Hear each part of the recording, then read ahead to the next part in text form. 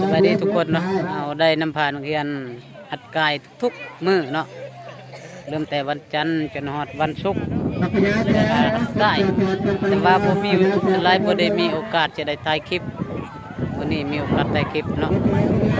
อาจจะได้นำพานักเรียนแต่ละห้องแต่ละห้องอาจจะได้นำพานักเรียนแบบว่าหัดกายแบบรวมเลยแต่ม.1 ฮอดม.4 เนาะหัดกายอยู่เรียนมาต้นพ้นผางเนาะแต่ละมือครูอาจารย์เพิ่นจะได้อยู่นี่ครูอาจารย์เพิ่นจะได้อยู่น้ำแต่ละอาจารย์แต่ละคนแต่ละห้อง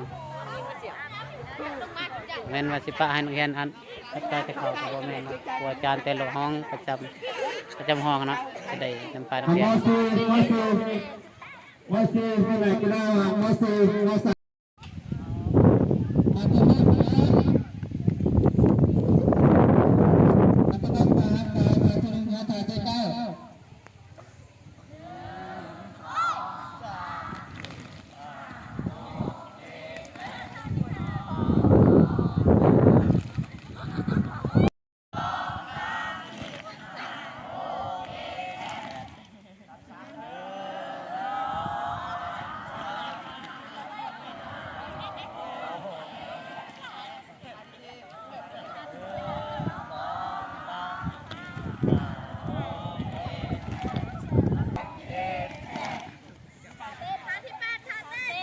ถ้าเต้นอ้าว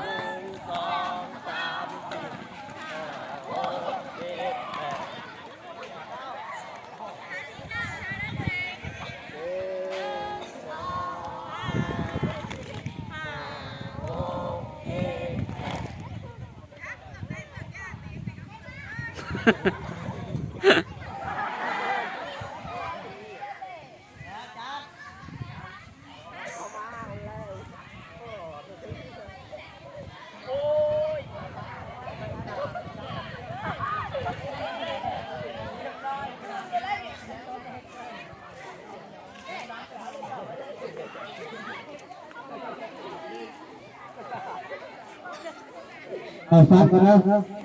มือนี่เป็นมือเริ่มอาจารย์มือต่อไป